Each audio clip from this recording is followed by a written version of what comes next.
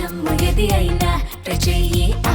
Chicken masala. Kadapa జిల్లా ఒంటిమిట్ట కోదండ రామాలయ అర్చకులకు TTD show cause నోటీసులు జారీ చేసింది. టీటీడీ ఉన్నత అధికారుల నుంచి ముందస్తు అనుమతి తీసుకోకుండా అర్చకుల అత్యుత్సాహం ప్రదర్శించారు.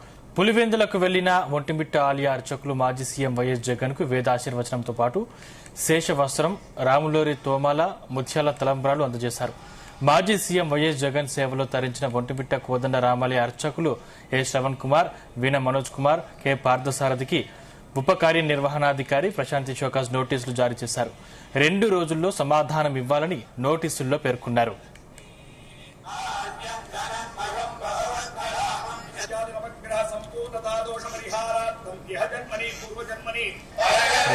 సంబంధించిన మరిన్ని డీటెయిల్స్ ప్రతినిధి రామచంద్ర అందిస్తారు. రామచంద్ర,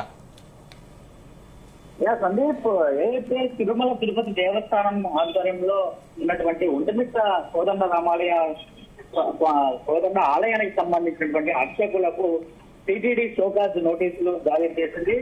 టీటీడీ ఉన్నతాధికారుల నుంచి ముందస్తు అనుమతి తీసుకోకుండా పులివెందులలో ఇటీవల పర్యటించిన నేపథ్యంలో పులివెందులలోని మాజీ సీఎం జగన్మోహన్ రెడ్డి నివాసానికి వెళ్లి ఆయనకు వేద ఆశీర్వచనం అందించడంపై టీటీడీ అధికారులు సీరియస్ అయ్యారు.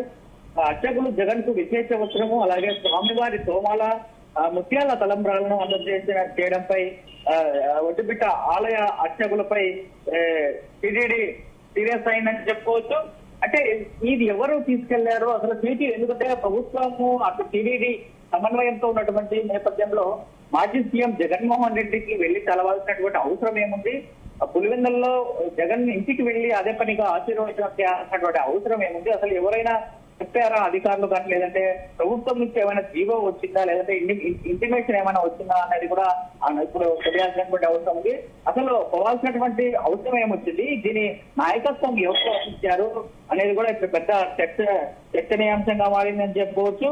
ఏదైతే జిల్లా పురోహితుల సమాఖ్య అధ్యక్షుడిగా ఉన్నటువంటి విజయ్ భట్టర్ అనే వ్యక్తి ఆధ్వర్యంలోనే అర్చకులు వెళ్ళినట్లుగా ప్రాథమిక విచారణలో తేలినట్లుగా తెలుస్తోంది. అయితే మరి ఈ ఒంటిమిట్ట కోదండ రామస్వామి సంబంధించినటువంటి అర్చకులు ఉంటే ఎంతమంది వెళ్లారు అనేది కూడా ఇప్పుడు పూర్తి స్థాయిలో విచారణ జరిగిన తర్వాతనే షోకాజ్ నోటీసు ఇచ్చినట్లుగా తెలుస్తోంది. ఏదైతే ఈ ఒంటిమిట్ట ఆలయ అర్చకులు ఏ శ్రావణ్ కుమారు, అలాగే వీణా మనోజ్ కుమారు, కె పార్థసారథితో పాటు రాజంపేట ఆలయ సిబ్బందికి కూడా డిప్యూటీ ప్రశాంతి ఈ షోకాజ్ నోటీసులు జారీ చేసినటువంటి నేపథ్యం పరిస్థితి అయితే కనిపిస్తోంది. టీటీడీ నిబంధనల ప్రకారం ఆలయ మర్యాదలు లేదా ప్రసాదాలను బయట వ్యక్తులకు అందజేయాలంటే ఉన్నతాధికారుల నుండి ముందస్తు లిఖిత పూర్వక అనుమతి తప్పనిసరిగా ఉంటుంది. అయితే నేపథ్యంలో మాజీ ముఖ్యమంత్రి వైఎస్ జగన్మోహన్ రెడ్డికి ఈ క్రమాన్ని పాటించకపోవడాన్ని టీటీడీ తీవ్రమైన ప్రోటోకాల్ ఉల్లంఘనగా పరిగణిస్తోంది. ఇటు మాజీ ముఖ్యమంత్రికి ఆలయ గౌరవాలు కల్పించడంపై ప్రస్తుతం ప్రభుత్వం రాజకీయ కోణంలో కూడా విచారణ జరుపుతున్నట్టు కూడా తెలుస్తోంది. ముఖ్యంగా కూటమి ప్రభుత్వం అధికారంలోకి వచ్చిన తర్వాత టీటీడీ నిబంధనల అమలులో కఠినంగా వ్యవహరిస్తుందని చెప్పుకోవచ్చు.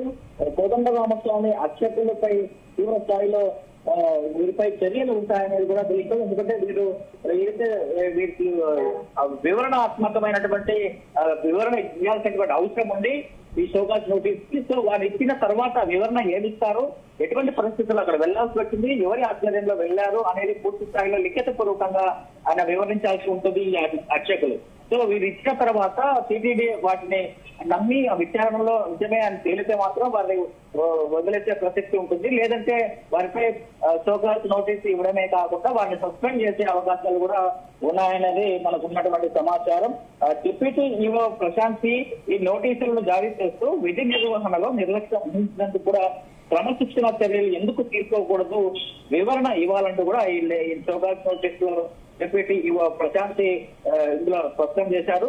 సమాధానం సంతృప్తికరంగా లేని పక్షంలో వీరిపై సస్పెన్షన్ లేదా ఇతర కఠిన చర్యలకు కూడా తీసుకునే అవకాశం అయితే చాలా స్పష్టంగా కనిపిస్తోంది.